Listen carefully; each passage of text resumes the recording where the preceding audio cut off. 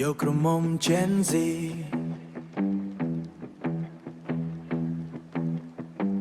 โยกระหม่อม Gen Z มือไม่ดองไปดงเบาใช้ខ្ញុំលងស្នេហ៍ក្រមុំ Gen Z ស្នេហ៍ទំនើបប៉ុន្តែពិតក៏ពេញទីតួនាង BC លើ TikTok Reels ក៏ដោយខ្ញុំនៅតែចង់ជាមនុស្សដែលនាង like បំផុតលងស្នេហ៍ក្រមុំ Gen Z នៅឆ្នាំថ្មីនេះសូមឲ្យនេះជាបេរបស់ខ្ញុំលងយ៉ាងជ្រៅ Yo នេះគឺជា Gen Z baddie រូបស្អាតទំនើបសក់ខ្លីឬ long hair តែ glow ខ្លាំងលេង TikTok រំ trend ញញឹមពេល selfie ខ្ញុំ scroll មើល profile ចិត្តវល់រហូតដល់ dizzy នាងស្ទាត់អង់គ្លេសលេខខ្មែរស្ទាត់ជាង bro ចូលញ៉ាំកាហ្វេនិយាយពី dream និង future goal តែពេលនាង reply ហាក់ជាមានអារម្មណ៍ថា win the whole school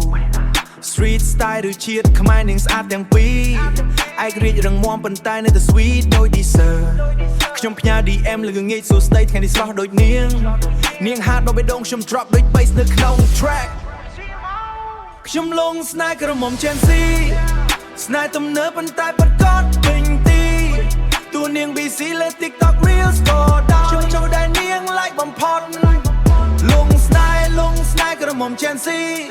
នៅឆ្នាំថ្មីនេះសូមឲ្យនេះជាបេរបស់ខ្ញុំលងយ៉ាងជ្រៅ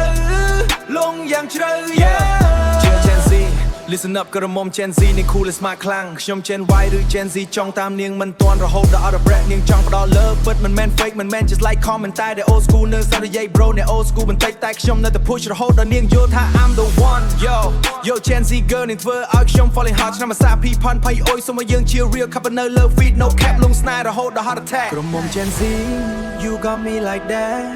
តួនាង BC លើ phone ខ្ញុំនៅតែ wait តួនាង cool ខ្លាំងខ្ញុំនៅតែ chase ស្នេហ៍ទំនើបប៉ុន្តែពិតនេះគឺជាការពិតក្រមុំ Gen Z អូនគឺជា my only hero ខ្ញុំលងស្នេហ៍ក្រមុំ Gen Z ស្នេហ៍ទំនើបប៉ុន្តែពិតក៏ពេញទីតួនាង BC លើ TikTok Reels ក៏ដោយខ្ញុំនៅតែចង់ជាមនុស្សដែលនាងស្រឡាញ់បំផុតលងយ៉ាងជ្រៅ Yo ក្រមុំ Gen Z my baddie my queen Yeah long sneer come here hip hop love